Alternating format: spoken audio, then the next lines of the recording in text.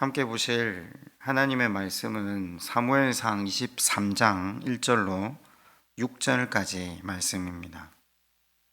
사무엘상 23장 1절부터 6절까지 말씀입니다. 사람들이 다윗에게 전하여 이르되 보소서 블레셋 사람이 그일라를 쳐서 그 타작 마당을 탈취하더이다 하니, 이에 다윗이 여호와께 묻자와 이르되 내가 가서 이 블레셋 사람들을 치리이까?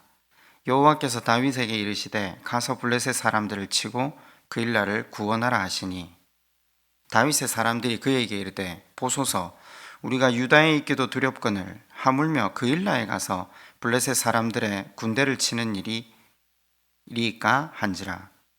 다윗이 여호와께 다시 묻자온데 여호와께서 대답하여 이르시되 일어나 그일라로 내려가라. 내가 블레셋 사람들을 내 손에 넘기리라 하신지라. 다윗과 그의 사람들이 그일라로 가서 블레셋 사람들과 싸워 그들을 크게 쳐서 죽이고 그들의 가축을 끌어오니라. 다윗이 이와 같이 그일라 주민을 구원하니라. 아히멜렉의 아들 아비아달이 그일라 다윗에게로 도망할 때에 손에 에봇을 가지고 내려왔더라. 아멘.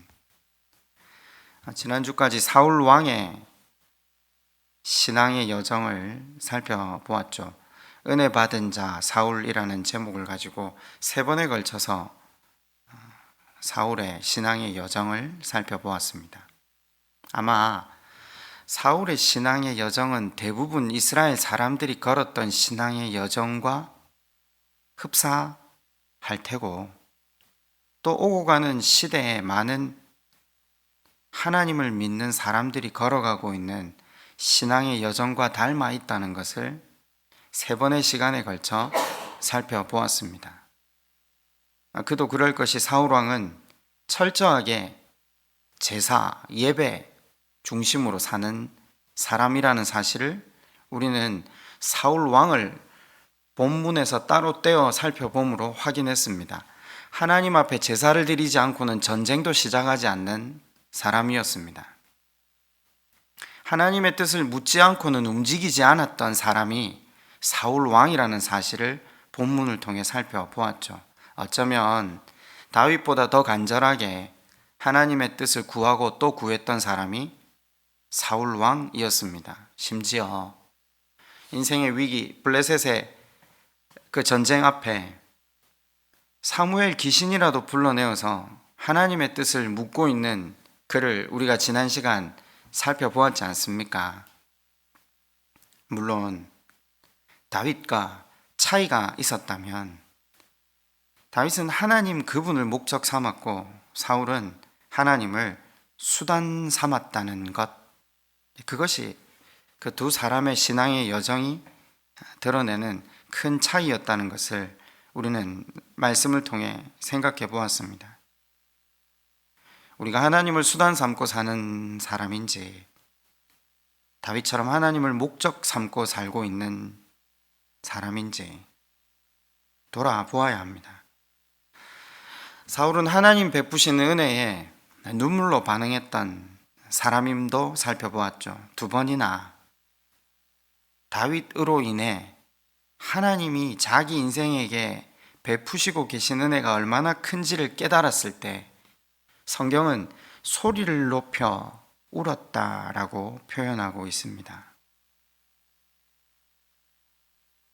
그는 하나님의 뜻을 온전하게 깨닫습니다.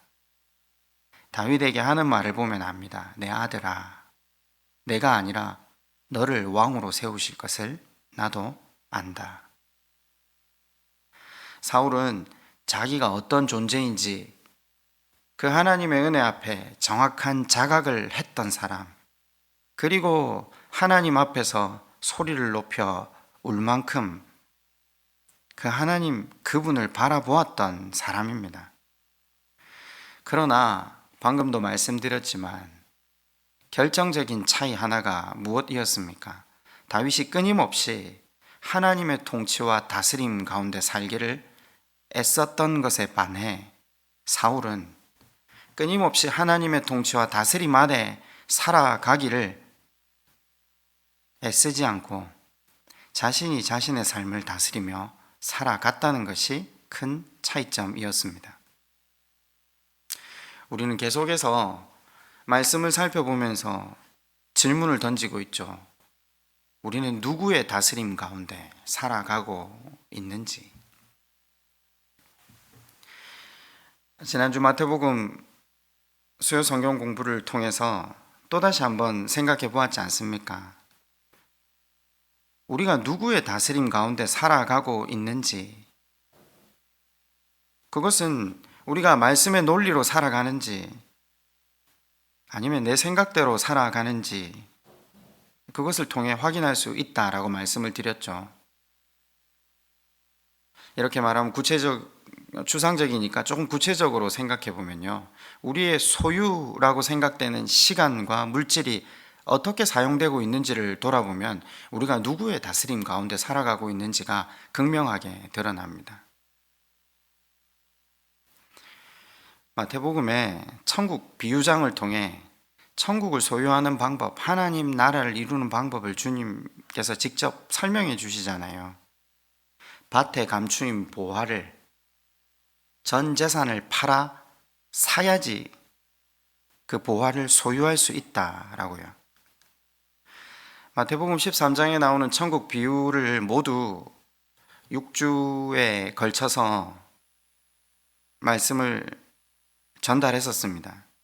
그때도 이렇게 말씀드렸는데, 전 재산을 팔아서 하나님 앞에 다 내어놓는 것이 아니라고 했습니다. 정확히 말하면 소유권을 하나님께 이전하는 것, 그것이 밭에 감추인 보화를 사는 것, 이 비유가 말하고자 하는 것이라는 것을 생각해 보았죠.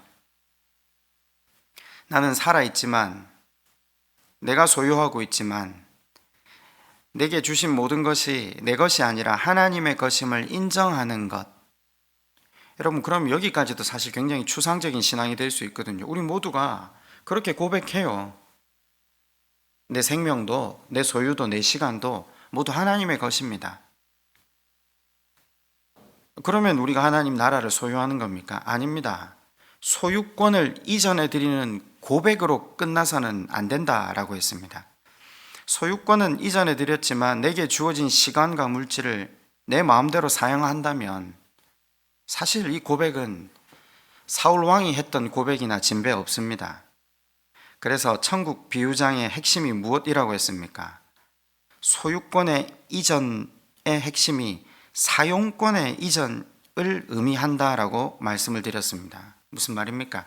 내 시간, 내 물질을 하나님의 뜻대로 사용하는 것, 그것이 하나님의 다스림과 통치 아래 살아가는 것임을 배웠죠.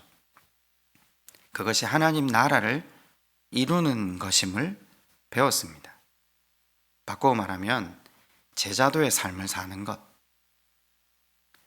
예수님이 하나님 나라를 가르치셨는데 바로 하나님 나라를 이루는 방법이 제자도의 삶을 사는 것이고, 산상설교는 이 제자도의 삶을 구체적으로 어떻게 살아야 하는지를 설명하신 거죠. 핵심적으로 하나만 생각해 보면 구제가 뜻하는 것이 11조였다라고 말씀을 드렸지 않습니까? 제자도의 삶의 훈련의 삶이 11조의 삶이라고 했습니다.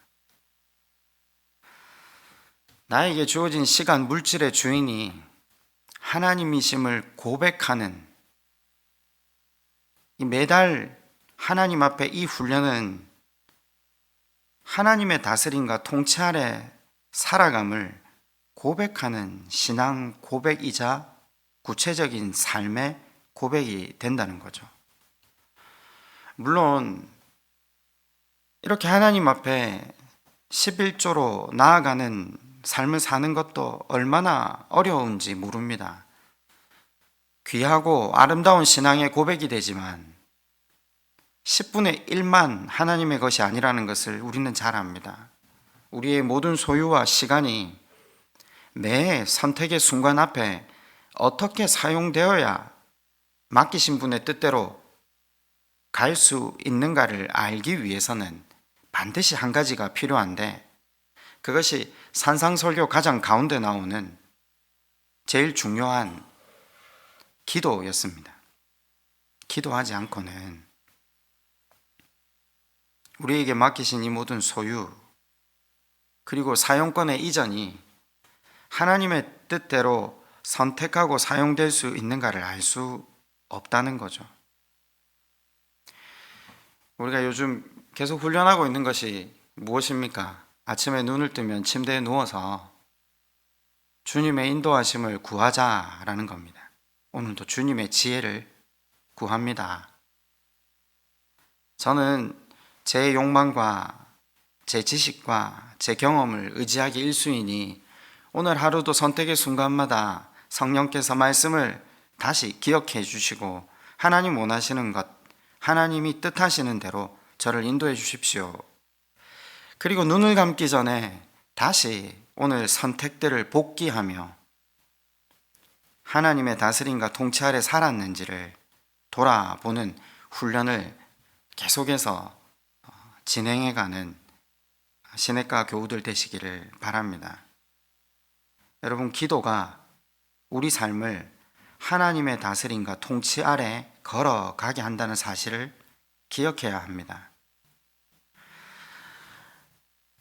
자, 본문으로 돌아와서요. 한동안 사무엘상 후반부 속에 사울 왕의 모습을 따로 살폈기 때문에 이제 23장 이후로는 다윗의 모습만 살펴보려고 합니다. 사무엘상 후반부에는 광야의 다윗을 묘사하고 있죠. 기브아에 거했던 다윗이 사울을 피해서 제사장들이 있던 노브로 피했던 것이 21장, 그리고 블레셋으로 넘어갔다가 아둘람으로 피한 것이 22장, 23장은 아둘람에서 마온 광야, 10광야로 가는 과정인데 그 중간에 그일라 성읍으로 들어간 사건을 다루고 있습니다. 여러분, 21장에서 23장, 그러니까 이 그일라에 이르는 순간까지 결코 짧은 세월을 담고 있지 않다는 사실을 주목해야 합니다. 여러분, 얼핏 보시기에 21장부터 23장에 이르기까지 몇 년 정도의 시간이 지나간 것 같습니까? 아니, 여러분은 며칠 정도로 보시지는 않습니까? 아닙니다. 대개 학자들이 연구한 결과로는 3년 정도의 시간으로 공통적으로 여기 입을 모읍니다. 여러분, 특별히 이 광야의 시간 가운데 공통점이 하나 있는데 다윗이 발 디뎠던 대부분의 곳에서 다윗은 믿었던 동족들로부터 한결같이 배신을 당합니다. 광야의 훈련의 핵심이 무엇인지를 알게 하는 대목이기도 합니다. 그러니까 이렇게 긴 세월 사람들로부터 당하는 배신을 통해 하나님이 훈련하시고자 하는 것이 무엇입니까? 하나님만 의지하게 하는 법을 배우게 하려는 것입니다. 하나님만 신뢰하게 하는 인생. 그러니까 광야는 지리적 장소만을 의미하지는 않잖아요. 모든 광야 생활에서 인생에게 이 필수 과목처럼 광야의 훈련이 주어지는데 그 광야의 훈련을 통해서 하나님께서 우리에게 바라시는 것이 무엇이라고요? 하나님만 의지하는 방법, 하나님만 의지하는 인생. 여러분, 그렇잖아요. 사실 광야가 지리적인 장소만을 의미하지 않는다라고 아까 말씀드렸다시피 성경에 나오는 모든 인생들은 이 광야를 지납니다. 자식이 없었던 긴 세월을 보낸 아브라함의 광야, 이삭의 광야, 자신의 욕망을 쫓는 가운데 수없이 속고 속이는 배신의 광야를 산 야곱, 사람들에게 철저히 버림을 당해 구덩이에 빠지고 감옥에 갇힌 요셉, 말 그대로 황량한 광야 가운데 40년을 훈련받는 모세. 여러분, 하나님은 같은 방법으로 인생들을 인도하신다는 것을 우리는 보게 됩니다. 그리고 광야 같은 인생길에서 우리에게 원하시는 것이 무엇인지 다시 한번 마음에 새겨야 합니다. 하나님만 의지하는 우리가 되기를 하나님은 오늘도 바라신다라는 것이죠. 자, 23장을 들어가 보면요, 1절 이렇게 시작합니다. 사람들이 다윗에게 전하여 이르되 보소서 블레셋 사람이 그 일날을 쳐서 그 타작 마당을 탈취하였나이다 하니. 그 일라는 이스라엘에서 가장 유명한 곡창지대입니다. 사실 이스라엘에게 있어서 그 일라가 얼마나 중요한 지역인지 모릅니다.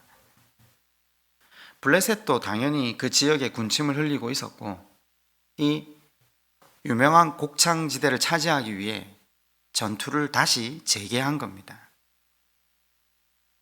그런데 오늘 본문은 그 일라가 누구에게 구조를 요청하고 있다라는 겁니까? 다윗에게 구조를 요청한 겁니다. 여러분은 1절을 읽으실 때 어떤 느낌이 드십니까? 여러분 그냥 이거 아무 긴장감 없이 별 문제 아닌 것처럼 보이지 않습니까? 근데 사실 이 요청은요, 다윗의 인생에 있어서 너무나도 어려운 요청이었다는 걸 보셔야 합니다. 2절이 이렇게 시작합니다. 이에 다윗이 여호와께 묻자와 이르되 내가 가서 이 블레셋 사람들을 치리이까? 여호와께서 다윗에게 이르시되 가서 블레셋 사람들을 치고 그 일날을 구원하라 하시니. 제가 아까 말씀드렸는데 21장에서 시작한 도피 생활이 23장 말미에 흐르는 시간은, 그러니까 겨우 한 장, 두 장밖에 안 되는 것 같지만 학자들은 3년에서 4년 정도까지도 보거든요. 21장 노베 제사장에게로 피했다가 더 이상 이스라엘 경내에 피할 곳이 없다고 판단했던 다윗이 어디로 갔죠? 블레셋으로 망명했습니다. 유명한 아기스 왕 앞에서 그의 용병이 되고자 했던 다윗이 아기스 왕의 부하들에 의해 정신을 차린 아기스 왕 앞에 생명을 구하려고 침을 흘려 벽에 그적거려서 겨우 탈출했던 장면. 그리고 다시 이스라엘로 돌아왔잖아요. 아둘람 굴로 갔습니다. 아기스 왕 앞에 생명을 건지고 지은 시가 시편 34편이었다는 것을 기억한다면 34편을 짓고 난 이후로 그 뒤로 다윗의 영적 침체기가 오기 시작합니다. 학자들은 대개 이렇게 표현합니다. 여기서부터 다윗의 기도가 끊어졌다라고 합니다. 본문을 봐도 쉽게 알 수 있습니다. 다윗에게로 사람들이 몰려들었습니다. 그리고 다윗이 부모님의 안위를 생각해서 22장을 서두를 보면요, 가장 현실적인 대안을 생각해냈는데 어디로 피했다고 했죠? 모압으로 피했다라고 했습니다. 앞서 블레셋에서 그렇게 곤욕을 치렀는데도 불구하고 다시 가장 현실적인 대안을 선택하고 있는 다윗. 그런데 주목할 것은요, 아둘람 굴에서 모압으로 피하는 과정 가운데 단 한 번도 여호와께 기도했다라는 구절이 없다는 것입니다. 여호와께 묻지 않았다라는 겁니다.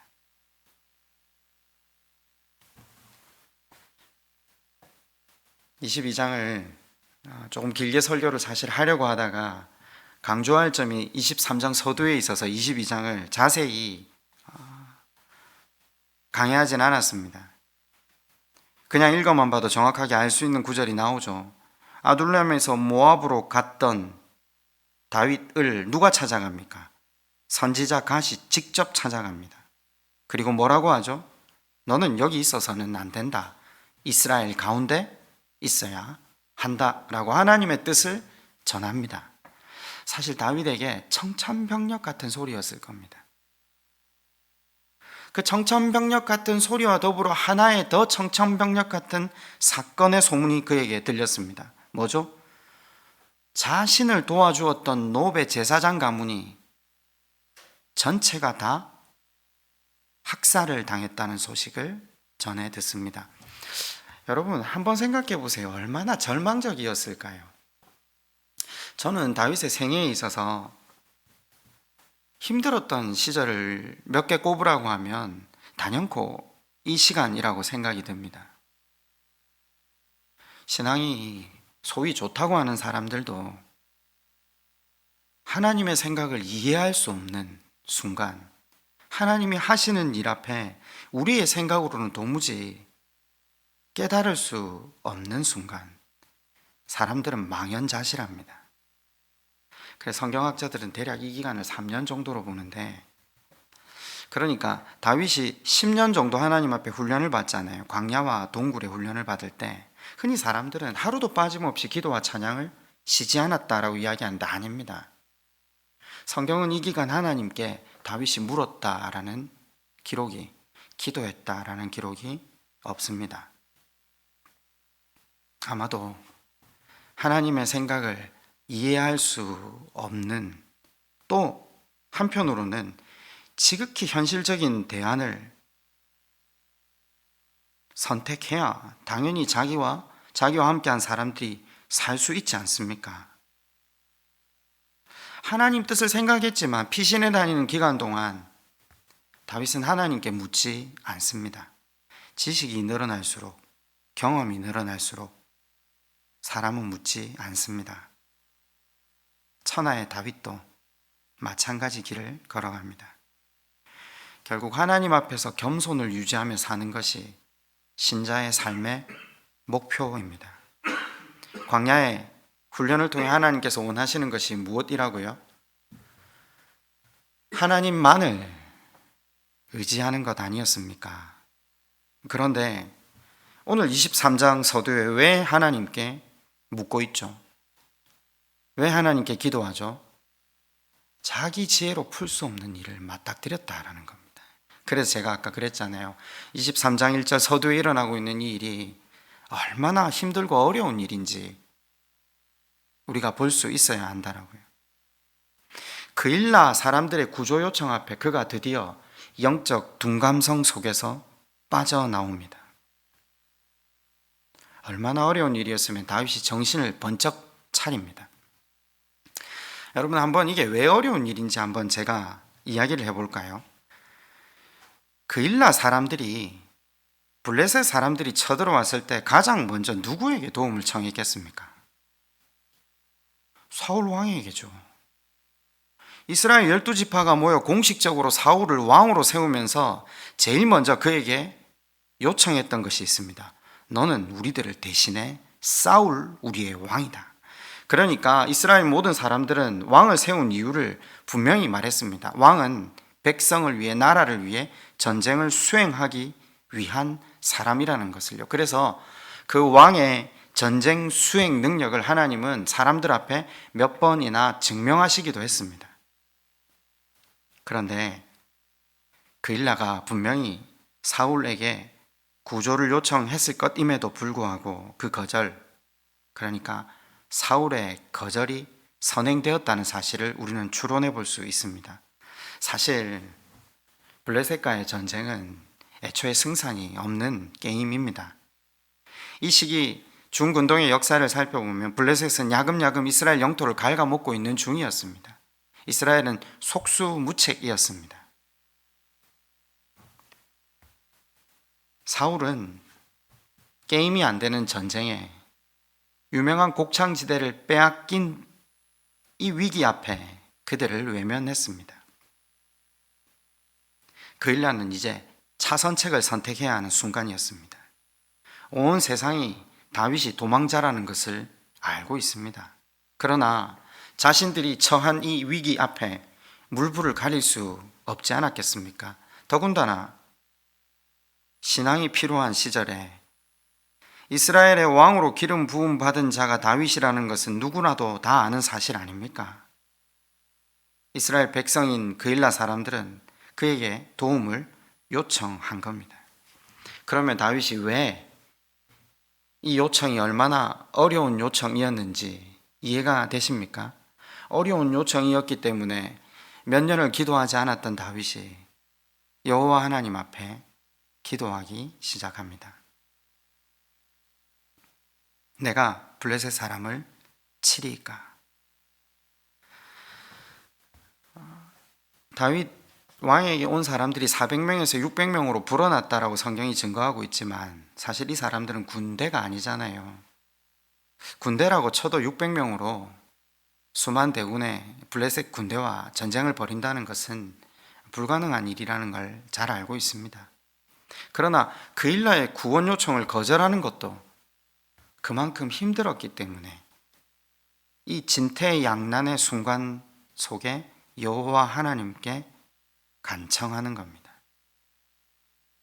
자, 그렇게 여호와 하나님께 묻고 그분의 답을 들었습니다. 그런데 3절에 어떻게 이야기합니까? 다윗의 사람들이 그에게 이르되 보소서 우리가 유다에 있기도 두렵거든 하물며 그일라에 가서 블레셋 사람들의 군대를 치는 일이리이까. 여러분, 이 3절이 어떤 뉘앙스인가 이해가 금세 이제 다가오시죠? 지금 우리 처지가 어떤 처지입니까? 방금 당신이 모압으로 가자고 해서 잘 피해 있었는데 그게 하나님 뜻이 아니라고 해서 우리가 다시 목숨을 걸고 이 광야로 돌아와 이 동굴에서 겨우 생명을 부지 중인데 그일라의 구조 요청을 받아가는 것이 과연 맞습니까? 여러분, 이런 질문입니다. 다윗과 함께한 사람들의 말이 100번 옳지 않습니까? 사람의 시각으로 보면 사실 그들의 구조 요청은 거절하는 것이 옳은 것 같습니다. 그런데 다윗은 하나님께 다시 물었다는 겁니다. 여러분, 왜 다윗이 하나님께 다시 기도하고 있습니까? 왜 뻔한 질문을 들고 하나님께 묻고 있습니까? 답을 들으려고요? 여러분, 이 땅의 그리스도인들은 두 가지 부류로 나누어집니다. 첫 번째는 하나님께 묻는 자, 두 번째는 묻지 않는 자. 여러분, 묻는 행위는 답을 찾기 위해 묻는 것이 아닙니다. 묻는 것은 신뢰한다는 의미입니다. 질문자가 답변을 원하기 때문에 묻는 것이 아니라 그 질문을 들으시는 상대를 신뢰하기 때문에 묻는 겁니다. 오늘날 이 땅의 그리스도인들은 많은 경우에 하나님께 묻지 않습니다. 그저 하나님께 요구합니다. 무엇이 필요합니다. 그러니까 어느 때까지 이루어 달라고 기도하죠. 그러고는 하나님을 어루고 달래려 나의 정성을 보입니다. 여러분, 그러나 그것은 믿음이 아닙니다. 그것은 거래입니다. 기독교 신앙은 거래가 아닙니다. 기독교 신앙의 핵심은 신뢰입니다. 창조주이신 그분의 지혜를 믿고 그분의 말씀의 논리대로 걸어가는 것, 그것이 기독교 신앙이죠.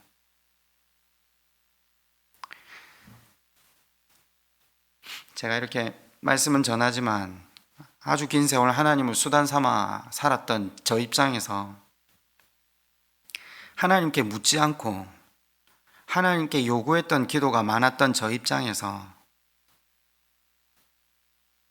참 말씀을 적용하는 것이 참 쉽지 않다는 것을 대면하게 됩니다.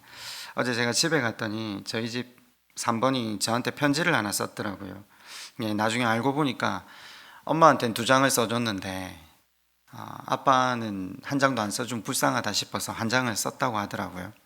근데 그 한 장의 내용이 이제 누나가 대피를 했는데 세 줄 정도밖에 안 됐습니다. 아빠 고맙고 감사합니다.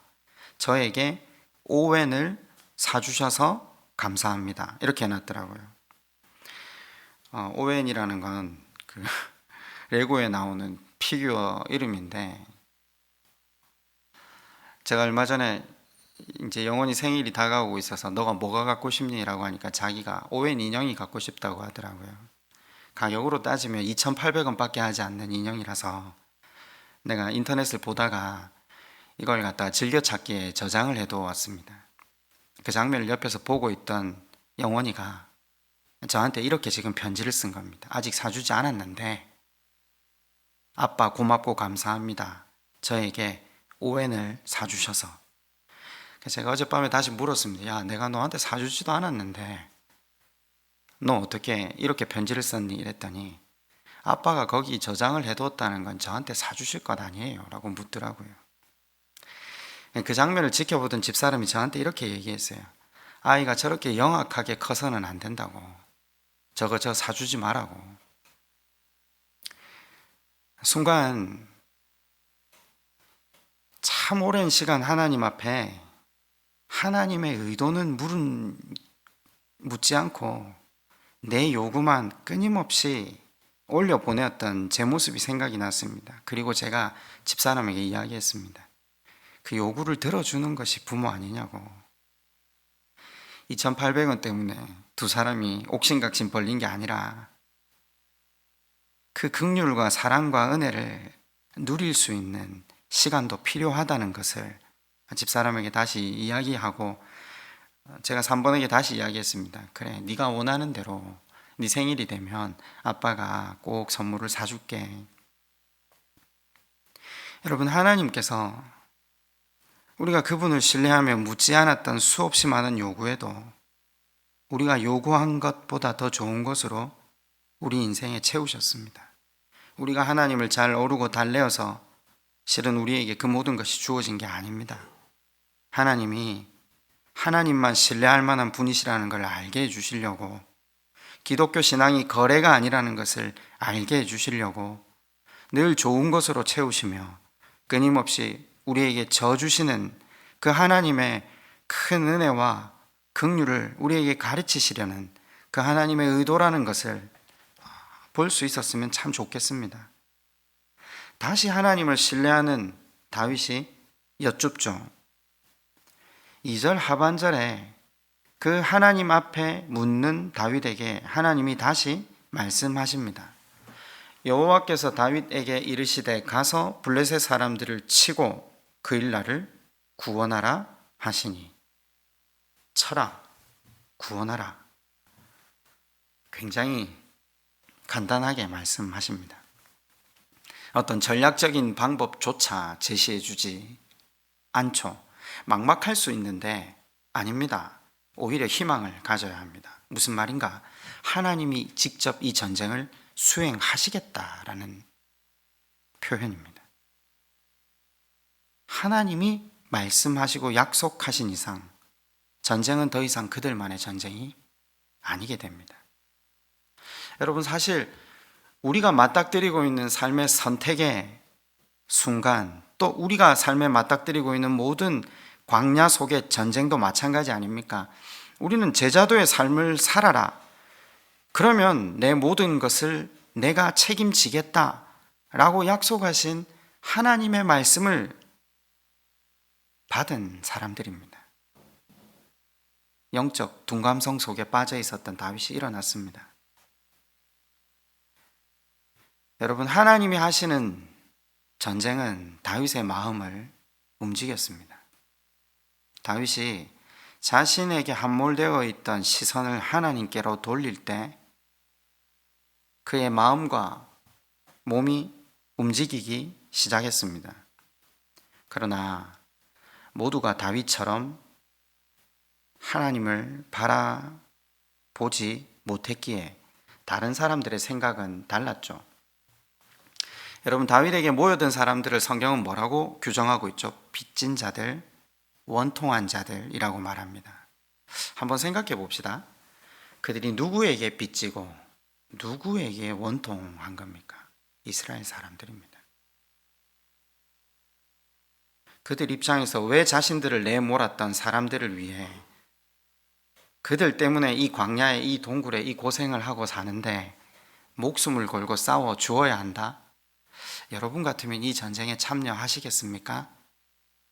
말씀대로 살아서 내가 유익을 얻고 내가 이익 보는 것 없이 내 주변의 사람, 세상 사람들에게 유익을 끼쳐야 한다는 것이 섬김의 삶, 왕으로 부르신 하나님이 우리에게 요청하시는 삶이라는 사실을 우리는 매번 듣습니다.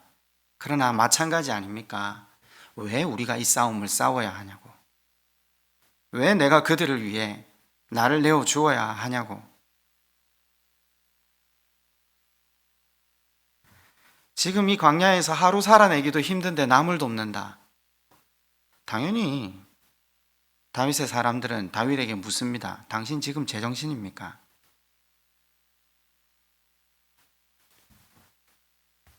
여러분, 다윗도 병사들과 같은 시선을 가졌을 때 하나님께 묻지 않았습니다. 물을 게 뭐가 있습니까?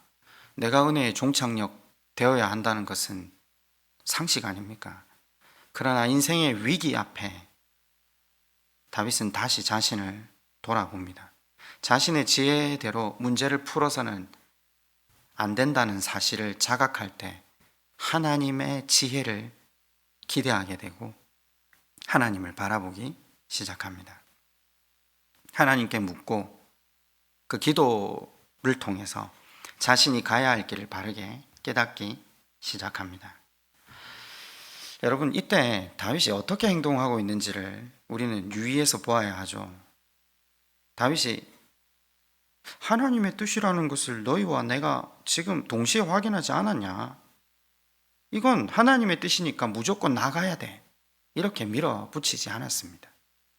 그들의 대답을 들은 다윗이 오늘 본문 4절에서 다시 묻습니다. 다윗이 여호와께 다시 묻자온데 여호와께서 대답하여 이르시되 일어나 그 일나로 내려가라. 내가 블레셋 사람들을 내 손에 넘기리라 하신지라. 여러분, 다윗이 왜 다시 질문을 하고 있죠? 이 질문은 곁에 사람들을 달래기 위한 전략적 질문이 아닙니다. 그들의 의견을 존중하는 모습입니다. 지금 다윗이 하나님의 뜻이 애매하거나 몰라서 다시 묻는 게 아닙니다. 옆에 있는 사람들의 마음을 존중히 여기는 겁니다. 그들의 느린 신앙의 걸음을 존중히 여기는 겁니다. 그래서 다시 하나님 앞에 물음으로 그들이 다시 하나님을 확인할 수 있도록 돕고 있는 거죠. 여러분, 사람을 존중히 여겨야 됩니다. 그러나 무엇보다 중요한 것은 인생이 제일 존중해야 할 분은 하나님이십니다. 그래서 다윗이 다시 묻고 역시 동일한 하나님의 대답이 주어집니다. 하나님의 대답은 동일했습니다. 일어나서 내려가라. 여러분, 이 4절까지 굉장히 이해가 쉽죠? 그럼 5절을 한번 읽어봅시다. 다윗과 그의 사람들이 그 일나로 가서 블레셋 사람들과 싸워 그들을 크게 쳐서 죽이고 그들의 가축을 끌어오니라. 다윗이 이와 같이 그 일나 주민을 구원하니라. 이해가 안 가셔야 돼요. 이제 5절을 읽으면요. 그죠? 4절에 방금 다윗의 사람들이 과연 이 일이 옳습니까? 라고 물었잖아요. 그런데 다시 여호와께 기도하는 이 시간을 통해 하나님의 뜻을 확인하고 곧바로 전투에 나아가서 블레셋과 싸워 이기고 승리를 누리게 되었다. 그럼 사실 이 가운데 질문을 하나 해야 돼요. 이 반대했던 사람들이 어떻게 마음을 바꾸어서 전쟁에 참여했고 그들과 함께 승리를 누리게 되었는가? 질문이 필요하지 않습니까? 고대 전쟁은 철저히 몸과 몸이 부딪히는 전쟁입니다. 군사들의 사기가 전쟁을 좌지우지하거든요. 마음 자체가 없다면 전쟁이 전쟁으로 성립되지가 못합니다. 그러면 다윗이 그들을 어떻게 설득했을까요?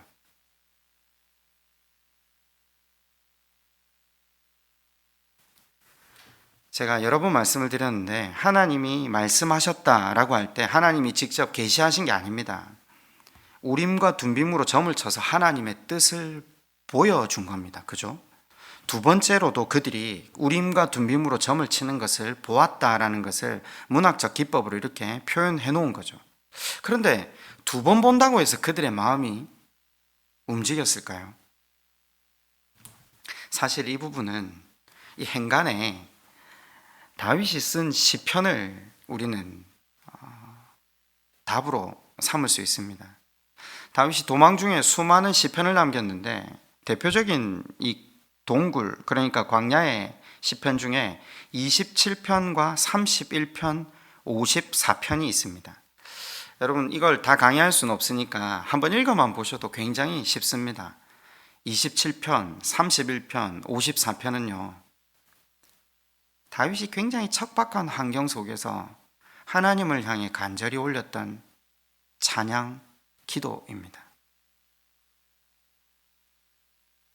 다윗이 하나님 앞에 기도를 올리고 찬양을 할 때 이것을 노래로 만들었다는 이유는 함께하는 모든 사람들이 그 하나님의 마음을 깨닫고 하나님의 은혜 앞에 감사를 올려드리기 위한 도구로서 시편을 만들었거든요. 원통하고 빚진 자들이 자신처럼 원통하고 환난당한 다윗이 하나님에 대한 바른 인식과 고백 그리고 찬양을 통해 하나님을 배웁니다. 더불어 그 굴 속에서 광야 가운데 자신들을 위로하시는 하나님을 누리게 되었고 함께 감사했고 함께 찬양하게 됩니다. 그 신앙의 교육을 통해서 나중에 이 600명은 하나님의 나라를, 그러니까 이스라엘을 새롭게 하는 사람들로 사용을 받는다는 사실을 우리는 알고 있습니다. 제가 지금 무슨 말을 하느냐면요, 두 번에 걸친 하나님 그분의 말씀 앞에 다윗이 기도하기 시작했을 겁니다. 그리고 늘 해왔던 것처럼 다윗의 기도에 발맞추어 함께 기도했을 것입니다. 기도하지 않고 현실을 뛰어넘을 수 있다는 것은 불가합니다. 기도하지 않고 인간적으로 불가능해 보이는 이 일을 시행한다는 것은 불가능합니다. 하나님이 보여주시는 증거 앞에 다윗은 하나님 앞에 무릎 꿇었고 다윗의 기도 앞에 그들 모두 하나님의 뜻을 다시 묻고 간구했을 것입니다. 그리고 그 기도 가운데 위로부터 내리시는 하나님의 은혜를 그들이 입고 다시 현실은 그들을 구원하기 싫지만 현실은 우리가 우리 사정으로 충분히 고통스럽지만 하나님의 뜻을 따라서 걸어가기 시작했다라는 거죠. 여러분 23장을 단락 나누기를 한다면요 1절부터 6절이 첫째 단락이 됩니다. 이건 겉으로 읽어만 봐도 전쟁의 시작과 끝이 나는 단락이기 때문에 굉장히 끊어읽기가 쉽습니다. 그런데 한 가지 또 중요한 것은 이 9절이 어떻게 매듭 지어지고 있냐는 거죠. 아주 이상한 구절로 이 단락이 매듭을 짓고 있습니다. 6절입니다. 아비멜렉의 아들 아비아달이 그일라 다윗에게로 도망할 때에 손에 에봇을 가지고 내려왔더라. 사실 이 단락을 이렇게 끝내서는 안 됩니다. 그죠? 근데 왜 이런 이 문맥이 구조가 이렇게 되는가는 사실 그 유대의 문학을 알지 않고는 이해할 수가 없는 부분이죠. 제사장이 제사를 집례할 때 하나님 뜻을 물을 때 입는 복장이 에봇이거든요. 아까 우림과 둠빔으로 점을 친다고 했잖아요. 노베 학살 가운데 간신히 목숨을 건졌던 아비아달이 에봇을 가지고 다윗에게 피했다라는 건데 무슨 말이냐? 하나님 앞에 묻기 시작했을 때 다윗의 수중에 아비아달의 에봇이 이미 있었다라는 거죠. 6절의 표현을 보면요 지금 다윗에게 당도한 것처럼 보이지만 아닙니다. 이 과거 완료형으로 되어 있거든요. 6절의 내용은 문학적 표현입니다. 지금 이곳에 다윗과 에봇이 그일라에 있다라는 것을 다시 한번 우리에게 주지시켜 주기 위한 강조적 표현이라는 거죠. 굉장히 많은 것을 함축하고 있는 문학적 기법입니다. 이 히브리 문학이 우리에게 의미하는 바가 무엇인지 느껴지십니까? 하나님의 인도하심을 따라 걸어갈 수 있도록 주께 끊임없이 기도함으로 나아올 수 있도록 모든 길을 주관하고 계신 하나님 되심을 보여주는 거죠. 삶의 위기 앞에 우리는 자주 넘어집니다. 넘어진다는 것은 다른 게 아니라 현실적이고 합리적이고 효율적인 선택을 하는 것이 넘어지는 겁니다. 나도 어려운데 누굴 도와? 여러분, 하나님께서는 우리를 왕으로 세우시고 우리에게 바라시는 것이 진정한 왕의 삶을 살아가는 것 아니었습니까? 진정한 왕의 삶을 살아가는 것, 그것이 하나님의 통치와 다스림이 구현되는, 소위 우리가 이제껏 말했던 하나님 나라를 확장시키는 유일한 방법은 진정한 왕의 삶을 사는 것. 그 왕의 삶이 무엇이라고 배웠죠? 섬김의 삶을 사는 것이었습니다. 여러분, 그런데 중요한 것은요, 그 섬김의 삶을 사는 것은 말씀과 기도 없이는 불가능한 일이라는 것. 오늘 본문 속에서도 기도했다라는 말이 없듯이 사도행전 2장 1절에 그 유명한 오순절 사건이 우리에게 가져다주는 굉장한 인사이트가 있습니다. 예수님께서 승천하신 이후에 남은 제자들이 낙심하죠. 그리고 사도행전 2장 1절에 보면 그들이 마가다락방에 모였다라고 합니다. 근데 성경 어디에도 기도했다라는 말이 나오지 않습니다.